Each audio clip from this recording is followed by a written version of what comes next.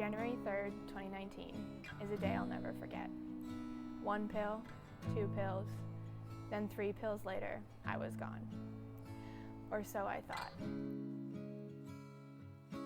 I was passed out on my dorm room floor. I wanted to feel nothing, and I wanted to die. I remember waking up the next morning hating myself for being alive. I never thought in a million years I would be mad for living. These thoughts were constantly running through my head. Each day that passed, my head continued to fill with negative thoughts. I hated myself more and more. I hid this from so many people and tried battling my mental illness on my own. Life went on, and I continued to battle. It was a battle I never really knew I was fighting. February 18th, 2019 was the second time I attempted to take my life. The results of this changed my life going forward. I realized that deep down, I didn't want to die. I wanted to be heard, and I wanted to feel like I was someone again.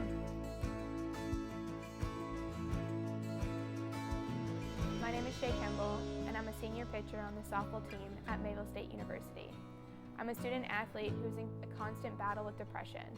I'm a happy-go-lucky girl who's always smiling and wanting the best for others. Most people who look at me never thought I attempted to take my life more than once in the past year and a half. I can remember when I first started to think negatively on myself, the sophomore year. The negative thoughts began to take over my actions and started to control who I was.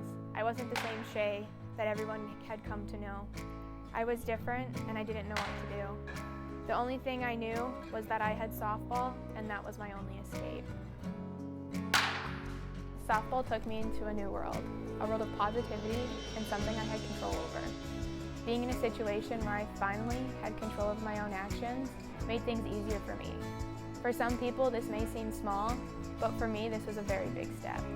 When battling with depression, the voices in your head tend to take over of you and your actions. Doing anything softball related was my safe place.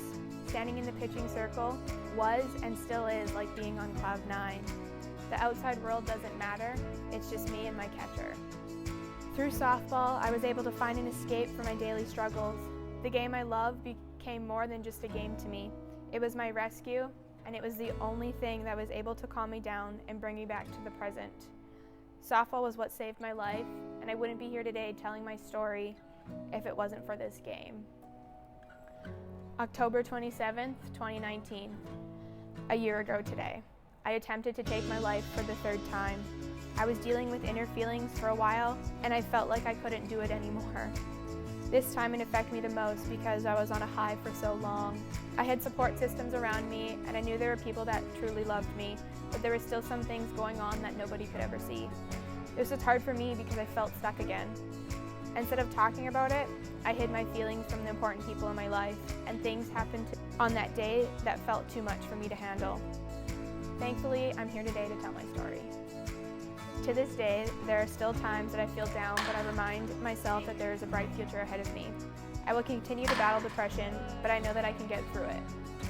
Through therapy and developing strong relationships and strong support systems, I'm aware of my mental health. Coaching has brought a new perspective of the game to me. Softball isn't just a game anymore. It's life lessons that continue to help guide me through my own battles. Seeing young female athletes look up to me for guidance and knowledge truly changes the way I look at the game. Through coaching, you become your own leader and inspiration while teaching others.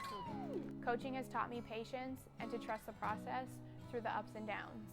My battles with mental illness are still something I face every day, but I'm able to ease my way through them. Everything that happens truly happens for a reason. I believe I went through the things I have to now be a voice for others and to show people the real struggles of mental illnesses.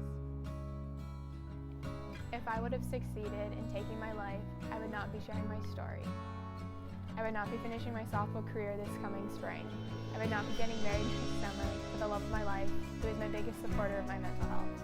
I would not be encouraging young athletes to keep pushing and enjoying the great things that come with life.